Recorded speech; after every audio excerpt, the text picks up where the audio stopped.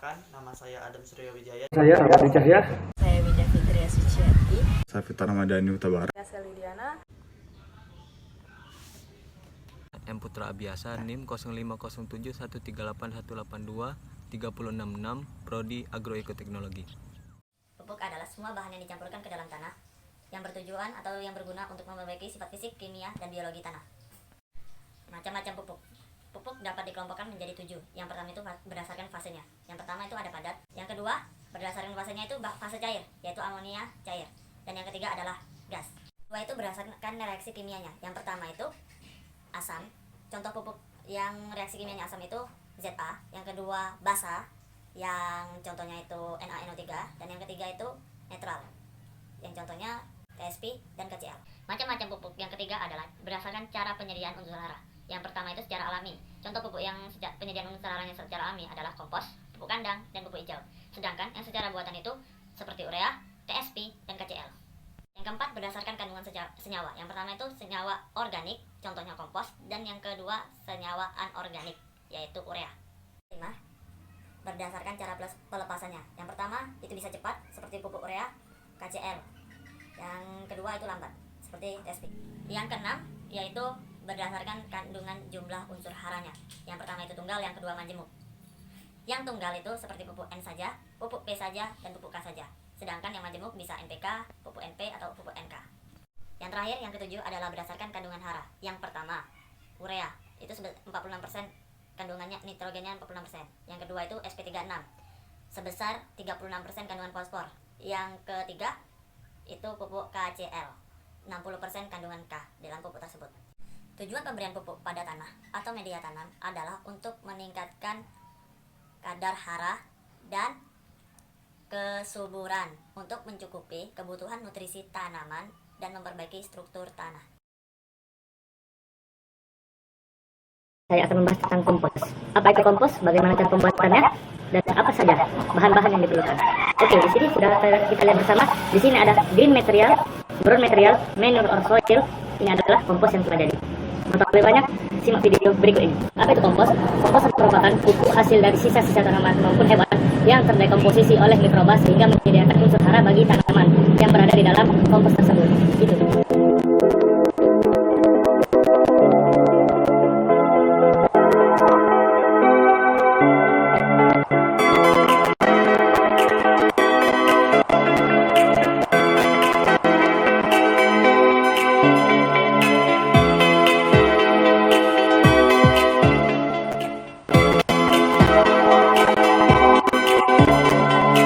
Oke, baiklah. Selanjutnya adalah file atau desain dari kompos.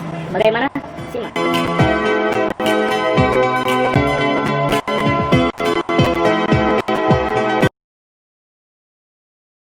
saya akan menjelaskan tentang pengertian pupuk hayati. Berdasarkan peraturan Menteri Pertanian nomor 2 tahun 2006 menggolongkan bahwa pupuk hayati termasuk dalam pembenahan tanah, bahkan pupuk organik. Pembenahan tanah itu sendiri bisa organik ataupun organik. Pupuk hayati termasuk dalam pembenahan organik. Dalam peraturan tersebut, pupuk organik didefinisikan sebagai sekumpulan material organik yang terdiri dari zat hara nutrisi bagi tanaman. Di dalamnya bisa mengandung organisme hidup ataupun tidak. Sedangkan pupuk hayati merupakan sekumpulan organisme hidup yang aktivitasnya bisa memperbaiki kesuburan tanah. Dua peran utama yaitu sebagai pembangkit kehidupan tanah dan penyubur tanah dan serta penyedia nutrisi tanaman. Mikroorganisme yang terdapat dalam pupuk hayati bekerja dengan cara yaitu menambahkan zat yang berguna bagi tanaman. Aktivitas mikroorganisme membantu memperbaiki kondisi tanah baik secara fisik, kimia maupun biologi, menguraikan sisa-sisa zat organik untuk dijadikan nutrisi tanaman, mengeluarkan zat pengatur tumbuh yang diperlukan tanaman seperti beberapa jenis hormon tumbuh. Hormon sendiri, pupuk hayati dapat diaplikasikan pada tanah, daun, akar, batang, bunga, bahkan benih. Pupuk ini biasanya efektif diaplikasikan pada tanah yang memiliki kandungan organik tinggi. Mikroorganisme yang terdapat di dalamnya membutuhkan kondisi yang baik untuk tumbuh dan berkembang. Pada tanah yang miskin kandungan organik, mikroorganisme yang terdapat dalam pupuk hayati bisa saja mati dan tidak berkembang. Penggunaannya pada tanah yang miskin kandungan organik sebaiknya dikombinasikan dengan penggunaan pupuk kompos, pupuk hijau, pupuk kandang, atau pupuk organik lainnya. Saya akan jelaskan tentang pupuk NPK. Pupuk NPK adalah pupuk yang paling sering kita temui. Pupuk NPK ini adalah pupuk anorganik yang mengandung dalam 16% N, 16% P, dan 16% K. Yang dimana berbentuk granular dengan warna biru dan higroskopitasnya sangat rendah. Dan juga cara pengaplikasiannya dengan cara ditabur atau disemprot. Dan inilah contohnya. Nah, kawan-kawan, saya akan mencontohkan cara pengaplikasiannya. Ikut saya. Cara pertama adalah ditabur. Akan saya praktekkan. Nah, itu adalah cara yang salah. Kan saya praktekkan cara yang benar. Lah, caranya adalah pertama kita harus memperhatikan tanamannya. Kita memberikan NPK minimal 5 cm karena jika terkena langsung oleh perakaran, karena NPK ini adalah panas. Dan juga nih saya praktekin. Nih, ambil secumpuk, lalu masukkan ke dalam lubang kita gali tadi, lalu tutup kembali. Kenapa harus ditutup? Karena NPK mudah menguap jika terkena matahari langsung. Dan pengaplikasiannya harus di pagi hari atau di sore hari. Cara kedua adalah sistem TOR dengan cara campurkan 2-10 kg NPK dengan 200 liter air. Dan setelah dilarutkan, langsung siram ke tanaman. Dan harus diperhatikan adalah jangan terkena langsung dengan tanaman, karena akan membuat tanaman itu layu atau mati. Ini saya akan membahas mengenai pupuk kandang sapi.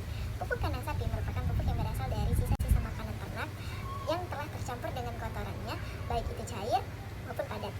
Pupuk kandang sapi berguna sebagai yang pertama, yaitu sebagai sumber humus, yang kedua sebagai sumber hara makro dan mikro, yang ketiga sebagai pembawa mikroorganisme yang menguntungkan bagi tanah, yang keempat yaitu sebagai pemacu pertumbuhan bagi tanaman.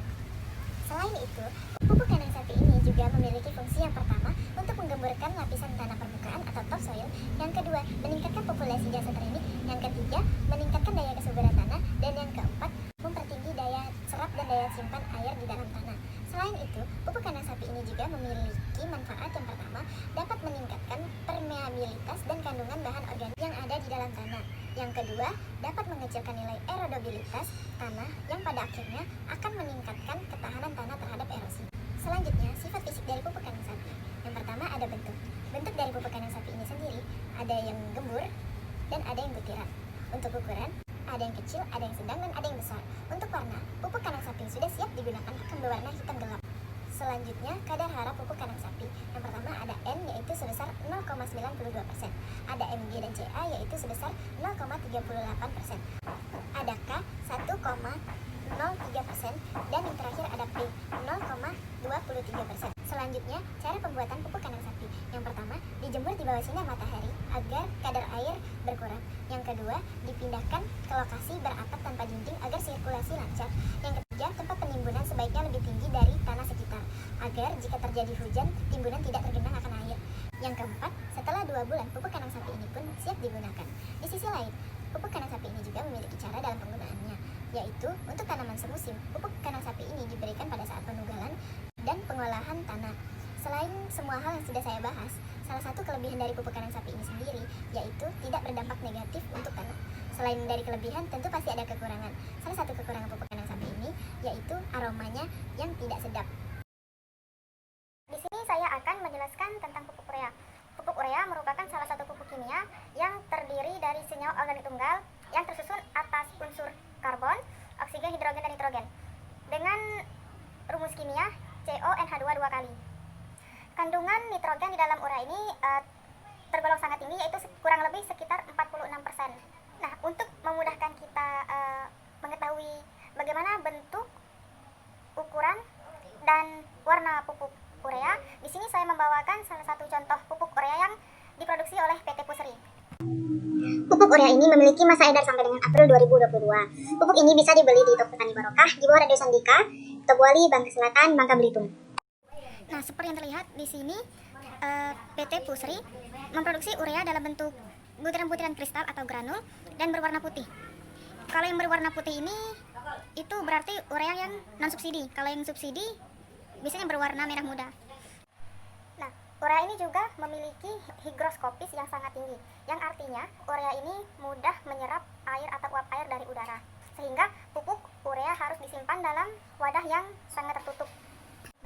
Nah, urea ini memiliki reaksi kimia yang bersifat asam karena kalau di tanah, urea ini akan terhidrolisis melepas amonia, yang dimana amonia tersebut sangat berbahaya bagi lingkungan, dan kalau terendap dalam air, itu akan menjadi racun di dalam air tersebut. Nah, seperti yang telah saya sebutkan sebelumnya, urea itu memiliki kandungan nitrogen sekitar 46%, yang artinya dalam 100 kg urea itu terdapat 46 kg nitrogen. Nah, lalu bagaimana takaran yang pas bagi kita untuk mengaplikasikan urea tersebut di tanah supaya nitrogen yang terkandung dalam urea itu tidak berlebihan dan tidak akan menjadi racun bagi tanaman tersebut. Nah, untuk itu kita harus mengetahui berapa ppm nitrogen yang dibutuhkan oleh tanaman. Misalnya kita ambil contoh 200 pada tanaman cabai, nitrogen yang dibutuhkan yaitu sekitar 250 ppm. Seperti yang kita ketahui, kadar nitrogen dalam urea itu adalah 46% dan nitrogen yang dibutuhkan adalah 250 ppm. Berarti berat urea yang harus kita aplikasikan atau kita tabur di tanah yaitu sekitar 543,5. Tepat cara pemupukan. 1. Tepat waktu. Waktu yang dianjurkan dengan pemupukan ke tanaman itu harus sesuai. Kedua, tepat cara. Cara yang dilakukan pemupukan untuk ke tanaman itu harus ada caranya. Ketiga, tepat jenis, sehingga pupuk yang diberikan ke tanaman itu sesuai dengan jenisnya. Keempat, tepat dosis. Dosis yang dilakukan atau yang diberikan kepada tanaman itu harus sesuai, tidak kelebihan dan tidak kekurangan. Terima kasih.